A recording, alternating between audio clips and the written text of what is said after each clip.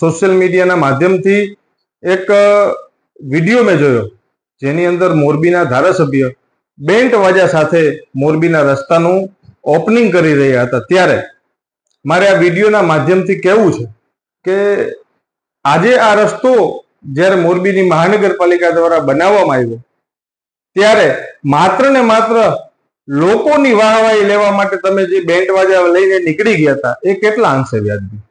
મોરબીની જનતા પૂછે કે મોરબીના ગટરના પ્રશ્નો ક્યારે સોલ્વ થશે? મોરબીની જનતા તમને પૂછે કે મોરબીના રસ્તાઓ ક્યારે સારા થશે?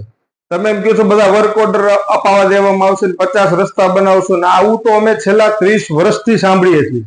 પણ મોરબીને તમે નરકાગારથી પણ બદતર બનાવી દીધું. મોરબીની અંદર ખુલ્લેઆમ રખડતા પશુઓનો ત્રાસ છે.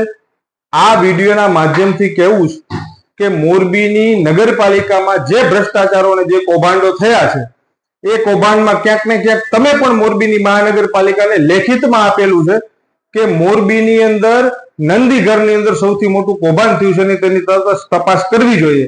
તો એ તપાસ હજી સુધી કેમ નથી થઈ? આ બધા જ પ્રશ્નો ક્યાંક ને ક્યાંક એવું સૂચવે છે કે તમે જે 30 વર્ષથી ધારાસભ્ય છો, માત્ર ને માત્ર લોકોની વાહવાહી મેળવવા માટેના કાર્યક્રમો અને પ્રોગ્રામો યોજો છો. ત્યારે મોરબીની જનતા હવે જાગી ગઈ છે. આવનારા દિવસોની અંદર મોરબીની જનતા તમને તમારી જ ભાષામાં જવાબ આપવા માટે તૈયાર છે. વંદે માતરમ. ભારત માતા કી જય. જય હિન્દ.